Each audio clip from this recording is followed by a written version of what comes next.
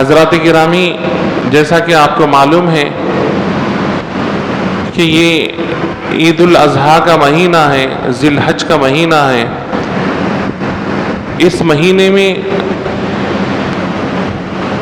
لاکھوں کی تعداد میں لوگ حج بیت اللہ کے لیے بھی تشریف لے جاتے ہیں، اور اس مہینے میں ساری دنیا میں لوگ سنت ابراہیمی پر عمل کرتے ہیں اور اللہ کے لیے قربانی بھی ادا کرتے ہیں۔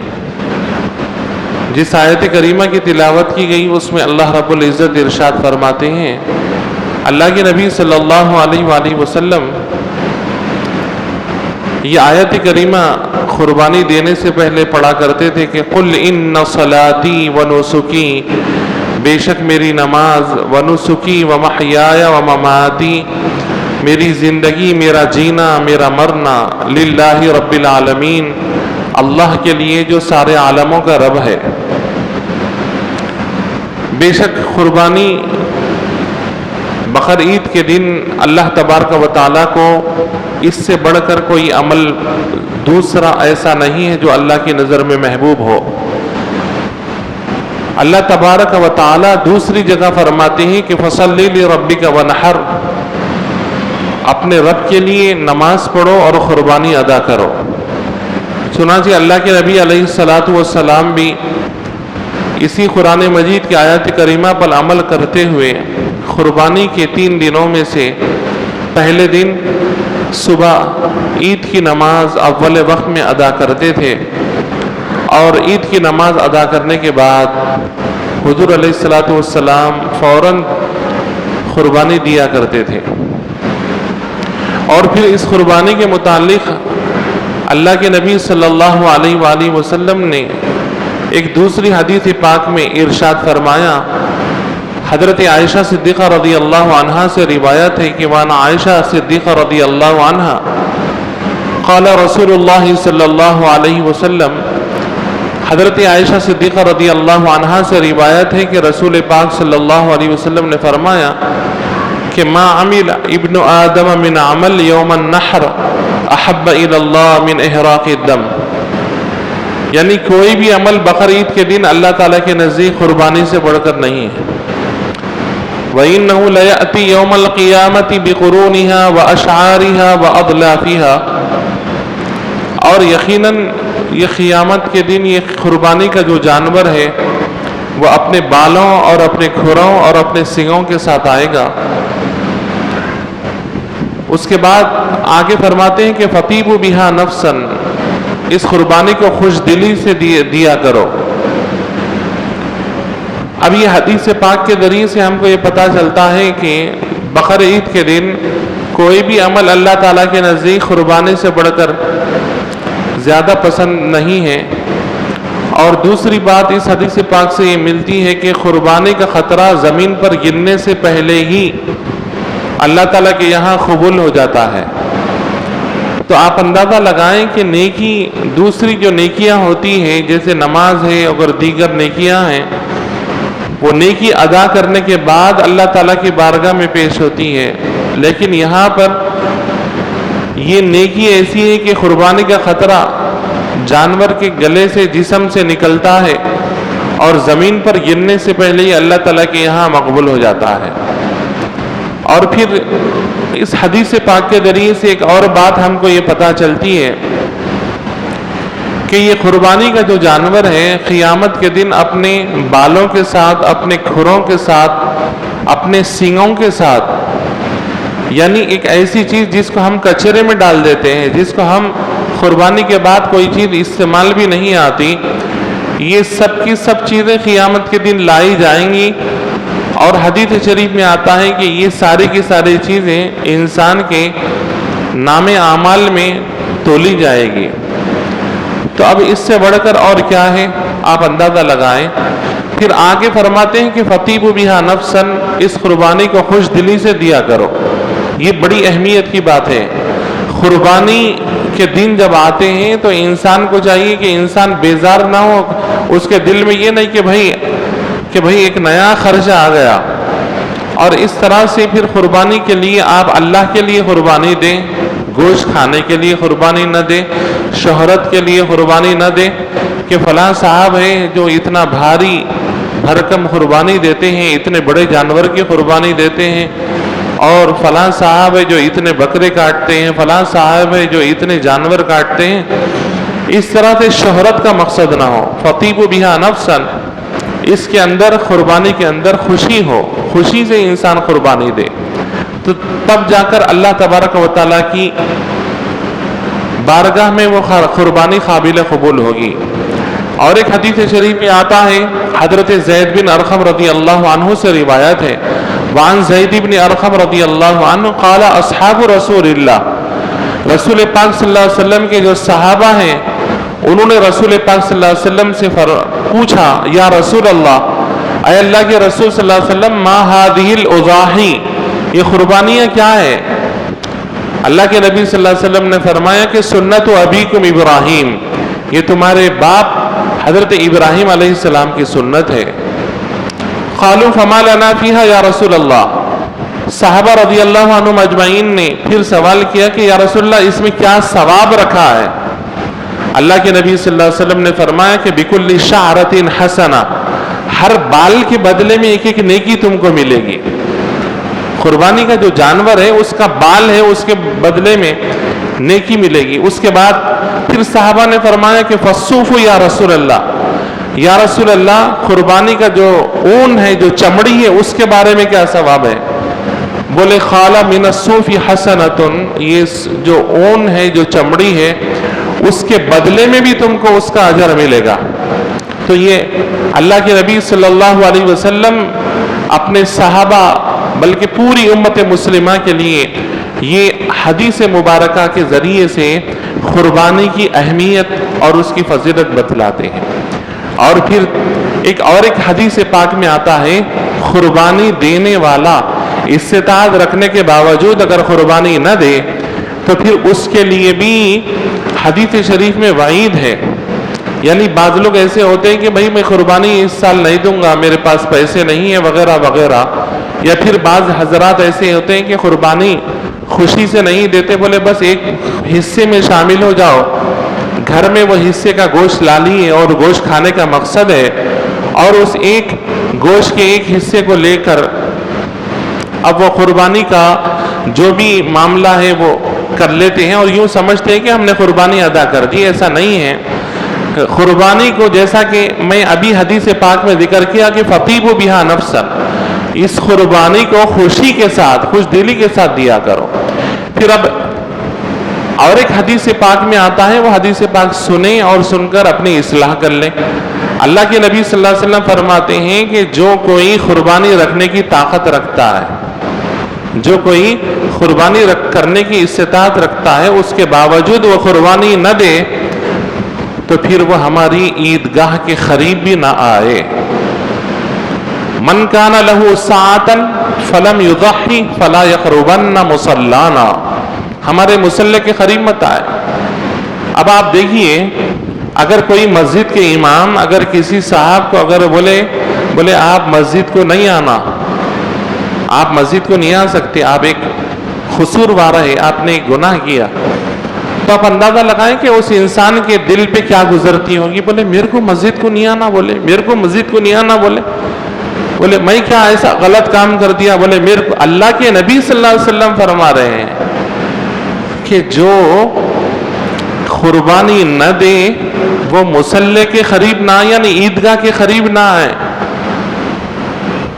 تو اللہ کے نبی صلی اللہ علیہ وسلم فرما دیے پوری امت کے ایسے لوگ جو استطاعت رکھنے کے باوجود قربانی نہیں دیتے، ان کے بارے میں سب کے بارے میں فرما بولے ہمارے قریب بھی نہیں آنا۔ جب پیسہ ہے، اللہ تم کو دولت دیا ہے، اگر تم قربانی اگر نہیں دیتے ہیں تو بولے ہمارے مصلی کے قریب مت آؤ، یعنی ہماری عیدگاہ کے قریب بھی آنے کی کوئی ضرورت نہیں ہے۔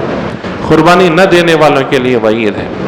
اور پھر حدیث شریف میں بتلایا گیا کہ قربانی اللہ تبارک و تعالیٰ کے پاس نہ قرآن پاک کی آیت کریمہ ہے، اللہ تعالیٰ کے پاس نہ قربانی کا گوشت پہنچتا ہے، نہ خون پہنچتا ہے، بلکہ قربانی دینے والے کا جو تقویٰ ہے اللہ تعالیٰ کے پاس وہ تقویٰ پہنچتا ہے۔ लन यनाल अल्लाह लुहुमुहा वला दिमाउहा वलाकिन यनालुहु तक़वा मिनकुम। अल्लाह ताला के पास ये आपकी गोश्त आप कुर्बानी देकर, हम कुर्बानी देके कोई एहसान नहीं कर रहे हैं। सिर्फ अल्लाह तबारक व तआला ये जो कुर्बानी हमसे करवा रहे हैं हमारे अपने फायदे के लिए। और एक बात याद रखें, जो कुर्बानी है, कुर्बानी का एक सबसे बड़ा जो फायदा होता वो ये है कि सदियों का जो सफर होता है ना, सदियों का सफर लम्हों में इंसान पार कर लेता है।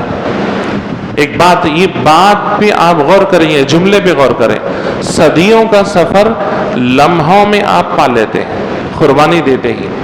बाज आपने वाकया सुने होंगे, वक्त इतना नहीं है, कि एक छोटा सा अमल है लेकिन इंसान को वो दर्जे पे पहुंचा देता है जो जिंदगी भर अमल करते करते करते करते करते वो इंसान वो दर्जे पे नहीं। एक शराबी है, नशे की हालत में एक कागज का टुकड़ा उठाते हैं, कागज के टुकड़े पे बिस्मिल्लाहिर्रहमानिर्रहीम लिखा हुआ है, बोले इतना मुकद्दस, अपने आंखों से लगा लेते, जेब में रख लेते हैं। अब उसके बाद उसे ले जाकर उसे महफूज जगह रख देते हैं। अब उसके बाद अल्लाह ताला उन पर ये करम फरमाते हैं कि वहां पर एक अल्लाह वाले बुजुर्ग को भेजते हैं, और वो अल्लाह वाले बुजुर्ग बोलते हैं कि बोले ये तो ये नापाक हालत में ये इतना ताजीम किया, बोले इसका मुंह धुलाते हैं। उसके बाद नमाज जब पढ़ते हैं तो वो दुआ करते हैं कि अल्लाह, ये जो शख्स है, जो ये अपना जो आपका नाम है वो ताजीम से उठाया, उसकी ताजीम किया, अल्लाह तबारक व तआला उसको ऐसी हिदायत देते हैं कि नमाज में, नमाज तहज्जुद के लिए रात के वक्त में मस्जिद में आके खड़े हो। अब वो बुजुर्ग को इल्हाम होता है कि ऐ बिश्र, तुमने हमारे नाम को ताजीम से इतनी ऊपर किया, हमारे नाम की ताजीम की, हमने तुम्हारे नाम की ताजीम की और हम तुमको अपने वलियों में शामिल कर देते। देखिए छोटा अमल है, वली ऐसे ही इंसान नहीं बन जाता। वली बनने के लिए, अल्लाह के करीब होने के लिए उसको नेक बनना पड़ेगा, इबादतें करना। लेकिन एक अमल ऐसा है, अमल करते ही उसको भी वलियों की फेरिस्त में अल्लाह ताला शामिल कर देता। एक बच्चा है, एक बेटा है, माँ पानी मांगी, लाकर पानी लाकर बच्चा पेश किया, माँ को नींद लग गई, रात भर खड़ा रहा। सुबह हुई तो माँ की नींद बेदार हुई। बोले बेटा क्या बात है? बोले माँ मैं पानी आपने मांगा था। बोले कब से? तुम जब से ही खड़े हो, जब से मैंने पूरी रात गुजर गई। माँ के हाथ उठ गए, दुआ किए कि ऐ अल्लाह मेरे बच्चे को नेक बना दे। अब उसका शुमार वलियों में हो गया। अब देखिए आप, ये जो रात भर जो नींद की कुर्बानी देकर बच्चा जो ठहरा, अब उसका शुमार अल्लाह ताला क्या करे? अपने वलियों में शामिल कर। तो ये जो कुर्बानियां जो होती हैं, एक अमल ऐसा होता है इंसान को अल्लाह की नजर में अपने मखसूस बंदों में लाकर रख देता है, अपने खुसूसी बंदों में लाकर शुमार कर देता है। तो ये कुर्बानी सिर्फ जानवर की कुर्बानी देना ही एक अमल नहीं है। ऐसी जिंदगी में कई कुर्बानियां होती हैं जिसके जरिए से इंसान इबादतों के जरिए से वो दर्जे पर नहीं पहुंचता जो ऐसे छोटे छोटे अमल करने की वजह से वो दर्जे पर पहुंच जाता है। बहरहाल मुख्तसर ये कि कुर्बानी के बारे में, अब कुर्बानी की जो तारीफ है, कुर्बानी किसे कहते हैं? कुर्बानी की तारीफ ये है कि मखसूस जानवर मखसूस दिनों में बनीयत तक़र्रुब इलाही ज़ुबाह करने का नाम कुर्बानी है। मखसूस जानवर है, मखसूस दिन है, मखसूस जानवर, मखसूस दिन। मखसूस जानवर क्या है? गाय है, बकरा है, ऊंट है। आप बोलेंगे कि मुर्गी भी हलाल है, खाने के लिए हलाल है, खाने के लिए हलाल है, लेकिन ये कुर्बानी के 3 दिनों में ये कुर्बानी कबूल नहीं है। आप बोलेंगे दूसरे भी और जानवर है, दूसरे भी और परिंदे हैं, मैं वो कुर्बानी दूंगा। बोले वो खाने के लिए हलाल है, लेकिन कुर्बानी के लिए वो अल्लाह के नबी सल्लल्लाहु अलैहि वसल्लम ने उसकी इजाजत नहीं दी। मखसूस जानवर, मखसूस दिन है। अगर कोई कहे कि जुमेरा जुमा हफ्ता के अलावा मैं बाद में एक हफ्ते के बाद दूंगा या फिर कल दे दूंगा, बोले नहीं, उसके लिए भी मखसूस दिन है। और फिर मखसूस जानवर होना, मखसूस दिन होना, تیسرا کیا ہے؟ اللہ کی قربت کے لیے بنیت تقرب الہی. عام کتب فقہ میں یہ تعریف لکھی ہوئی ہے کہ اللہ کی قربت کی نیت ہو، اس سے ہٹ کے اور کچھ نہ ہو. اور قربانی کا حکم بھی یہی ہے کہ کوئی صاحب نصاب اگر قربانی کے جانور کو مخصوص دنوں میں قربانی دے اور اللہ کی رضا مقصود ہو تو اللہ کی ذات سے امید ہے کہ اللہ تعالی ہماری قربانی کو قبول فرمائے گا. اب جو مخصوص جانور ہیں وہ کون کون سے ہیں؟ آپ نے ابھی سنا، ایک ہے بکرا، دوسرا ہے گائے اور تیسرا ہے اونٹ. یہ تینوں قسم کی قربانی ہم دے سکتے ہیں جو سہولت سے ہم کو جانور ملے. اونٹ سہولت سے ہم کو یا نہیں ملتا، بکرا سہولت سے مل جاتا ہے. بکرے کی نسل میں بکرا، بکری، مینڈا، مینڈی یہ سب شامل ہے. اب اس اور گائے، یہ گائے میں گائے، بیل، بھینس، بھینسا، یہ جتنے بھی گائے کی نسل میں یہ سب کے شامل ہے. اب جس کی ہم کو عام طور پر جو اجازت ملتی ہے وہی قربانی دینی چاہیے. اور اسی طرح سے اونٹ ہے، اونٹ میں نر مادہ یہ دونوں بھی شامل ہے. اب اس کی عمر کے بارے میں بھی آپ سنتے چلیں کہ بکری کے اندر، بکری کی نسل میں 1 سال کی بکری ہونا، بکرا ہونا ضروری ہے. اگر دمبا جو پوٹلا جسے کہتے ہیں اگر وہ 6 مہینے کا ہے یا 6.5، 7، 8، 9، 10 مہینے کا ہے، لیکن 1 سال کے بکروں میں اگر اس کو چھوڑ دیا جائے، وہ بھی 1 سال کا اگر آپ کو دکھائی دیتا ہے تو اس کی قربانی درست ہے. ایک صاحب غلط فہمی میں آ گئے، کہنے لگے، بولے بھائی مول صاحب گائے 2 سال کی ہونا ضروری ہے، لیکن ایک گائے اگر 1 سال کی ہے، 2 سال کی اگر دکھی تو کیا قربانی وہ بھی جائز ہو جاتی ہے نا؟ ایسا بالکل بھی نہیں ہے. گائے کے لیے 2 سال ہونا ضروری ہے، چاہے وہ 1 سال کی گائے ہو اور 2 سال کی دکھتی ہو تب بھی وہ درست نہیں ہے. گائے کے لیے 2 سال کا ہونا ضروری ہے، بکرے کے لیے 1 سال کا ہونا ضروری ہے. لیکن مینڈے کے لیے کہ مینڈا ہو، پوٹلا ہو، ایسا ہو جو 6 مہینے کا ہے لیکن 1 سال کے بکروں میں اگر اس کو چھوڑ دیا جائے تو 1 سال کا دکھائی دیتا ہے، ایسی صورت میں وہ مینڈے کی قربانی درست ہے. اب اسی طرح سے اونٹ ہے، اونٹ کے لیے 5 سال کا ہونا ضروری ہے. بکرے کی نسل 1 سال، گائے 2 سال، اونٹ 5 سال. اب آپ کہیں گے کہ تو بھائی مجھے تو پتا ہی نہیں ہے کہ 5 سال کا ہے نہیں ہے، مجھے کیسا پتا چلے؟ گائے 2 سال کی ہے یا نہیں ہے مجھے پتا کیسے چلے؟ تو قابل اعتبار جو شخص ہوتا ہے، جس کا اعتبار کیا جاتا ہے، یا پھر وہ لوگ جس کو پرکھ ہوتی ہے، جس کو تجربہ ہوتا ہے، جو دیکھ کر جس کا لوگ مارکیٹ میں جس کا نام ہے کہ یہ شخص سچا ہے، یہ جھوٹ نہیں بولتا، یہ دھوکہ نہیں دیتا، ایسے شخص کا جو اعتبار ہے وہی کافی ہے، وہی کافی ہے اگر قربانی کے لیے. تو قربانی کے لیے آپ یاد رکھیں کہ یہ 3 جانور ہیں اور یہ 3 جانور کی عمریں بھی ہیں. اب اس کے علاوہ اب یہ قربانی کس کے نام سے، یہ قربانی کے لیے صاحب نصاب ہونا اور اس کے لیے کیا کیا شرائط ہے. دیکھیے قربانی کے لیے 5 چیزوں کا ہونا ضروری ہے. ایک تو صاحب نصاب ہونا. صاحب نصاب کا مطلب کیا ہے؟ صاحب نصاب یعنی آپ کے پاس 3 دنوں میں حاجت اصلیہ کے علاوہ آپ کے پاس اتنی رقم رہنا جس سے آپ قربانی دے سکتے ہیں اور آپ صاحب نصاب ہیں تو آپ کے اوپر قربانی واجب ہے. ایک صاحب نصاب ہے. اور دوسرا مسلمان ہونا.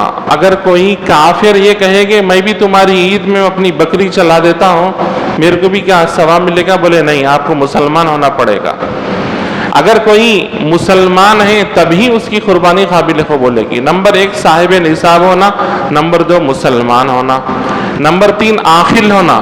عاقل کا کیا مطلب ہے؟ سمجھدار ہونا. اگر کوئی دیوانہ ہے، مجنون ہے، اچھے برے کی اس کو تمیز نہیں ہے، صحیح غلط کی اس کو تمیز نہیں، تو اس کے اوپر قربانی واجب نہیں. یہ 3 ہو گئے.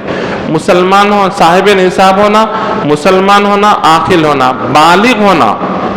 بالغ، نابالغ اگر کوئی ہے تو اس کے اوپر بھی قربانی واجب نہیں ہے. نمبر 5 مقیم ہونا. مقیم کا کیا مطلب ہے کہ آپ عید کے دنوں میں سفر کر کے یہاں سے چلے گئے اب مسافر ہو گئے، مسافر کہاں سے ہوتے؟ 70-72 کلومیٹر سے آپ آگے بڑھ گئے اور عید کے دنوں میں آپ 3 دن تک واپس پلٹ کے نہیں آئے تو آپ کے اوپر بھی اور قربانی واجب نہیں ہے۔ تو یہ 5 چیزوں کا ہونا ضروری ہے۔ ایک صاحب نصاب ہونا، مسلمان ہونا، عاقل ہونا، بالغ ہونا، مقیم ہونا۔ یہ 5 خصوصیتیں اگر کسی انسان کے پاس پائی جاتی ہیں تو وہ انسان کو چاہیے کہ اس کے اوپر قربانی واجب ہے اور وہ قربانی وہ ادا کرے۔ اب اس میں بعض عورتیں ایسی ہوتی ہیں جو ہر سال یہ سوال کیا جاتا ہے کہ بھائی مردوں کی طرف سے قربانی ہو گئی تو کافی ہے نا، ہم عورت کیا، ہم گزشتہ سال بولے 2025 میں ہمارے شوہر کے نام سے دیے تھے، یہ سال ہم بیوی کے نام سے دے رہے ہیں، یہ بھی غلط ہے۔ اگر عورت کے اندر بھی یہ 5 شرائط پائے جاتے ہیں تو عورت بھی قربانی ادا کرے، مرد بھی قربانی ادا کرے۔ یہ اگر 5 شرائط اگر نہ پائے جاتے ہیں تو پھر وہ بات اور ہے، وہ مسئلہ اور ہے، قربانی نہ دیں۔ اب بعض لوگ ایسے ہوتے ہیں کہ ان دنوں میں ان کے پاس قربانی دینے کے لیے پیسے نہیں ہوتے تو کیا قرض لے کے قربانی دینا یا پھر قربانی چھوڑ دینا، بھائی میں مقروض ہوں، میرے اوپر اتنے لاکھ کا قرض ہے۔ ایسے لوگوں کے بارے میں یہ علماء اکرام یہ فرماتے ہیں کہ ایسے حضرات کو چاہیے کہ وہ بغیر سودی، بغیر انٹرسٹ کا کسی سے، اگر وہ صاحب نصاب ہے، پیسے والے تو ہے لیکن ان کے پاس یہ 3 دنوں میں ان کے پاس پیسہ نہیں ہے، ایسا اتفاق ہوتا ہے، کسی کو تنخواہ نہیں ملتی، گھر ہے، سونا ہے، چاندی ہے، سب کچھ موجود ہے لیکن جیب میں قربانی کے لیے پیسے نہیں، تو ایسے وقت میں کیا کرے؟ بولے ایسے وقت میں بغیر انٹرسٹ کے، بغیر سود کے اگر آپ کو پیسہ ملتا ہے تو ویسا قرضہ لے اور لے کر قربانی ادا کریں۔ یہ قربانی دینا یہ بھی ضروری ہے۔ تو بہرحال مختصر یہ کہ قربانی کے لیے یہ 5 شرائط ضروری ہے۔ اب دیکھیے آپ ایک اور بات ہے کہ مرحومین کی طرف سے قربانی دینا ہے یا نہیں دینا۔ مرحومین کی طرف سے حدیث شریف میں آتا ہے، حضرت علی رضی اللہ عنہ پہلے تو اللہ کے نبی صلی اللہ علیہ وسلم قربانی دیتے تھے، آپ کی مبارک زندگی میں 2 دمبوں کی قربانی دیتے تھے۔ آپ صلی اللہ علیہ وسلم پوچھا گیا، یا رسول اللہ آپ یہ 2 دمبوں کی قربانی دیتے ہیں؟ بولے میں اپنے نام سے دیتا ہوں، ایک پوری امت کے نام سے دیتا ہوں۔ یہ حضور صلی اللہ علیہ وسلم کی خصوصیت تھی کہ ایک بکرے میں پوری امت کو شامل کر لیے۔ امت کے لیے یہ جائز نہیں ہے کہ ایک بکرے میں آپ 4 کو شامل کر لیں، ایک بکرے میں آپ صرف ایک کو ہی شامل کر سکتے ہیں۔ اس کے بعد حضرت علی کرم اللہ وجہہ رضی اللہ عنہ، حضرت علی رضی اللہ عنہ قربانی دیتے تو وہ بھی 2 دمبوں کی قربانی دیتے تھے۔ بولے 2 دمبوں کی قربانی آپ کیوں دیتے ہیں؟ بولے ایک میں میرے نام سے دیتا ہوں، ایک میں محمد رسول اللہ صلی اللہ علیہ وسلم کے نام سے میں قربانی دیتا ہوں۔ یہی حضرت علی رضی اللہ عنہ کا عمل آج پوری امت میں چلا آ رہا ہے۔ امت محمدیہ میں اس بات کی علماء اور فقہاء نے اجازت دی ہے کہ آپ اپنے طرف سے جو واجب اپنے اوپر ہے وہ قربانی دیتے ہوئے اگر آپ اپنی اوپر کی ذمہ داری، اپنی بیوی، بچوں کی، بالغ بچوں کی قربانیاں دینے کے بعد اگر آپ کے پاس استطاعت ہے تو آپ خوشی سے اللہ کے نبی صلی اللہ علیہ وسلم کے نام سے قربانی دے سکتے ہیں۔ اس کے علاوہ اپنے مرحومین جو میرے والد گزر گئے، آج مجھے محبت ہے، آپ کو بھی آپ کے والد سے محبت ہے، گزر گئے، بولے کیا میں میرے والد کے نام سے قربانی دیتا ہوں؟ ضرور دے سکتے ہیں لیکن پہلے آپ اپنے نام سے قربانی دے دیں۔ آپ کے اوپر واجب ہے، والد کا انتقال ہو گیا، ان کے اوپر واجب نہیں ہے لیکن آپ ثواب کی نیت سے آپ اگر والد کے نام سے دینا چاہتے ہیں تو دے سکتے ہیں لیکن پہلے اپنے نام کی قربانی دے دیں۔ اس کے بعد اپنی سرپرستی میں جو لوگ ہیں ان کی قربانیاں جو واجب ہیں وہ ادا کر دیں۔ وہ ادا کرنے کے بعد اللہ کے نبی صلی اللہ علیہ وسلم کے نام سے قربانی دیں، اپنے والد کے نام سے دیں، اپنی والدہ کے نام سے دیں، اپنے دادا دادی جو رشتہ دار مرحوم ہیں ان کے نام سے قربانی دے سکتے ہیں۔ مختصر یہ کہ قربانی کا جو عمل ہے وہ عمل اللہ کے لیے ہونا چاہیے، اللہ کی رضا کے علاوہ کسی کوئی اور مقصد نہ ہو، تو اللہ کی ذات سے امید ہے کہ وہ اللہ تبارک و تعالیٰ کی بارگاہ میں وہ عمل قبول ہوگا۔